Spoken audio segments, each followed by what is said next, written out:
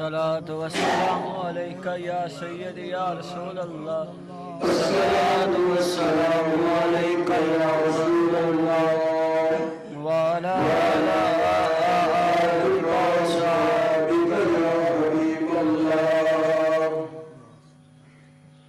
حمد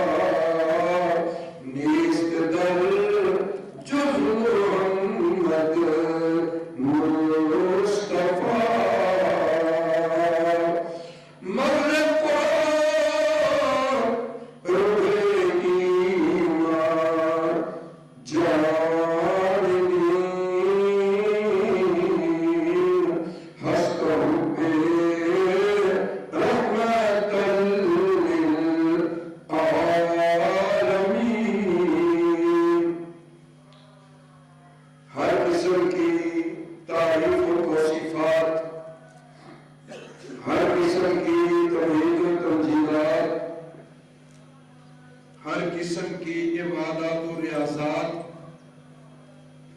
ہر قسم کے رکوع و سجودات، ہر قسم کی حمد و ثنا اللہ جل وعلا خالق کائنات، مالک کائنات، راز کے کائنات وحدہ لا شریک کی ذات کے لیے سزاوار ہے۔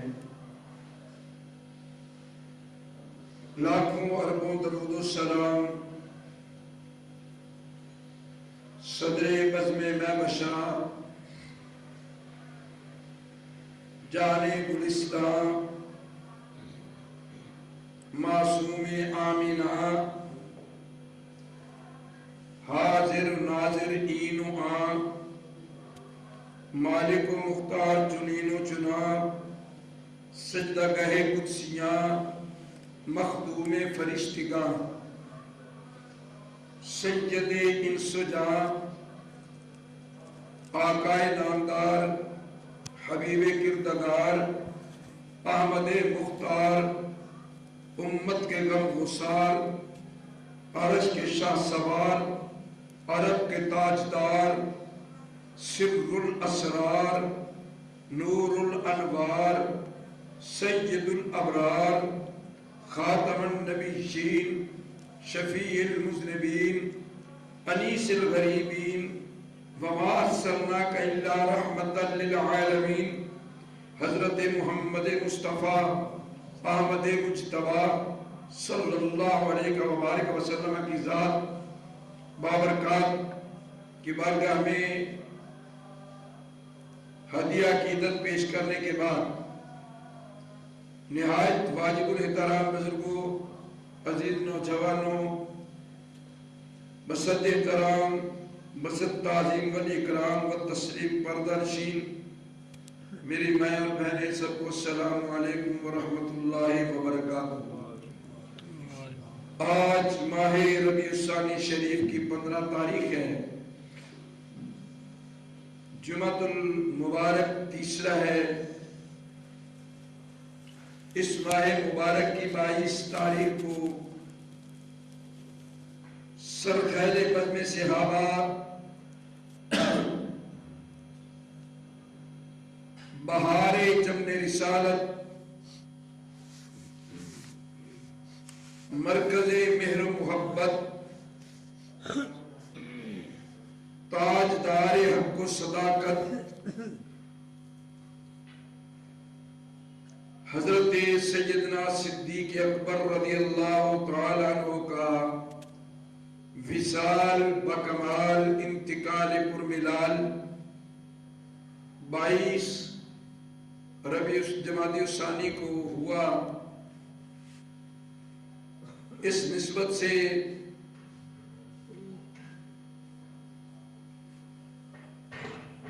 ثانی اثنین العظمیٰ فی الغار کے حضور نذرانہ عقیدت پیش کرنے کے لیے چند ایک باتیں عرض کی جائے گی۔ وقت کو ملحوظ خاطر رکھتے ہوئے دعا ہے اللہ تعالی میری زبان میں حق حق جاری فرمائے اور ہمیں حضرت صدیق اکبر کے نقش قدم پہ چلتے ہوئے دین مصطفیٰ کے چمن کی آب جاری کرنے کی توفیق نصیب فرمائے، آمین۔ حضرت صدیق اکبر رضی اللہ تعالیٰ عنہ تعارف محتاج شخصیت نہیں، بے شک آپ کا نام نامی اسم گرامی عبداللہ ہے، بے شک آپ کے باپ کا نام ہے عثمان المعروف ابو قحافہ رضی اللہ تعالی عنہ۔ سیدنا صدیق اکبر کو یہ فضیلت حاصل ہے، آپ کا باپ بھی صحابی، آپ بھی صحابی، بیٹا بھی صحابی، بیٹی بھی صحابی، سبحان اللہ۔ اور سب سے بڑی بات ہے، فضیلت یہ ہے کہ حضرت صدیق اکبر کی بیٹی امت کی ماں ہے، سبحان نبی پاک علیہ السلام کی پیاری اور جہتی ازواج مطہرات میں سے بیوی ہیں۔ حضرت ابوبکر صدیق کی دختر کے فضائل میں قرآن کریم کی پوری سورہ نور نازل ہوئی، جس میں تقریباً 18 سے زیادہ آیات بینات سیدۃ النساء العالمین حضرت سیدہ عائشہ الصدیقہ کی شان میں ہیں، اور حضرت ابوبکر صدیق وہ شخصیت ہیں جن کو مردوں میں سب سے پہلے ایمان قبول کرنے کی سعادت نصیب ہوئی۔ حضرت صدیق اکبر رضی اللہ تعالیٰ عنہ اتنے فضائل، اتنے مناقب کے مالک ہیں کہ حضور نے اپنی زندگی میں ان کو مسلح عطا کر دیا۔ سبحان اللہ۔ صدیق اکبر اس شخصیت کو کہتی ہیں جن کا احترام تمام صحابہ اکرام کرتے تھے۔ بے شک سبحان اللہ۔ صدیق اکبر اس ہستی کو کہتے ہیں جو حضور کے اس وقت بھی دوست تھے جب حضور نے اعلان نبوت نہیں فرمایا تھا، یعنی ان کا بچپن سے لے کر جوانی تک، جوانی سے لے کر بڑھاپے تک حضور کے وصال کے آخری گھڑیوں تک اب ابوبکر صدیق رضی اللہ تعالی عنہ کو حضور کا ساتھ نصیب ہوا۔ سبحان اللہ۔ وہ گھر ہو یا بار، وہ صحرا ہو یا گلزار، وہ کاشانہ ہو یا بازار،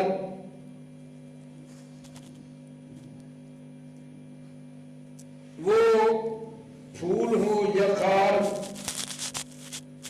کوئی ایسی جگہ نہیں ہے جہاں حضور کو موجود پایا جائے اور ابوبکر صدیق کو غائب پایا جائے۔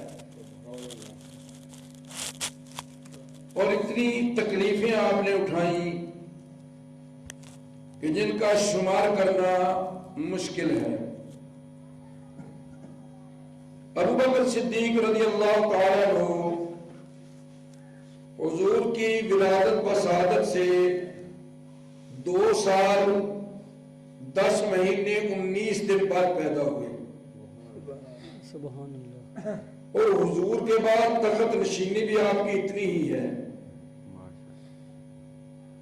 حسن اتفاق کہہ لیں یا محبت کا تقاضا کہہ لیں یا اللہ کی قدرت کہہ لیں، جتنے دن حضور کے بعد آپ کا تشریف آوری جلوہ گری ہوئی، اتنے ہی دن حضور کے بعد آپ کا وصال ہے۔ یہ بھی جتنی عمر محبوب رب العالمین نے پائی ہے اتنی ہی عمر ابوبکر صدیق نے پائی ہے۔ سبحان اللہ سبحان اللہ۔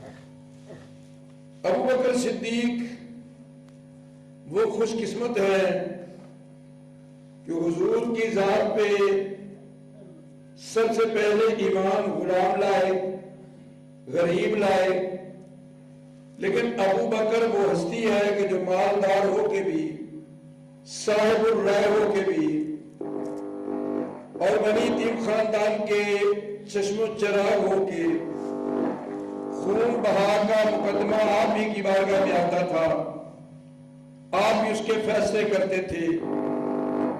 یہ آپ سرداران مکہ میں سے تھے۔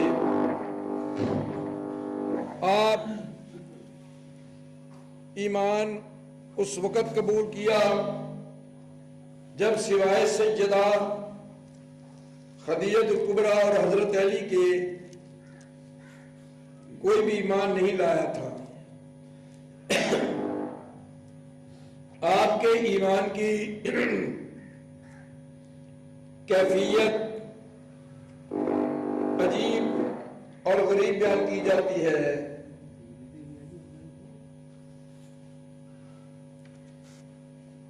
موسم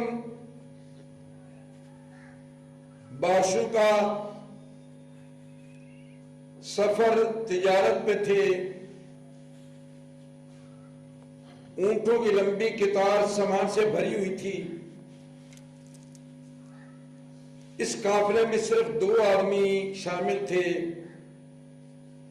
ایک عبداللہ ابن ابو قحافہ یعنی ابو بکر صدیق جو اس وقت تک عبداللہ ابن قحافہ تھے، اور ایک ان کا غلام، تیسرا شخص ہدی خان تھا۔ ہدی خان اس شخص کو کہتے تھے کہ جب قافلے چلتے تھے ان میں ایک بڑی سریلی آواز والا، میٹھی آواز والا، عربی میں اشعار پڑھنے والا، ان کی آواز اتنی سریلی ہوتی تھی، اس کی آواز میں مست ہو کر اونٹ بھی تیز چلنے لگ جاتے تھے۔ سبحان اللہ۔ یہ 3 آدمیوں کا قافلہ جا رہا ہے، جنگل کا رستہ ہے، ابر چھا گئے ہیں، آندھی چل رہی ہے، ابر ٹوٹ کے برسنے کے لیے بےتاب ہے، بارش آنے کو بے چین ہے۔ عبداللہ ابن ابو قحافہ اپنے غلام کہتا ہے اونٹوں کی رفتار کو ذرا تیز کر دو، ہدی خان کو کہو کہ اپنے نغمات ذرا بلند آواز سے پڑھے تاکہ شام کا اندھیرا ہونے سے پہلے پہلے جنگل سے نکل جائیں۔ یہ خطرے کا گھر ہے، اس وقت یہ سڑکیں نہ تھی، جہاز نہ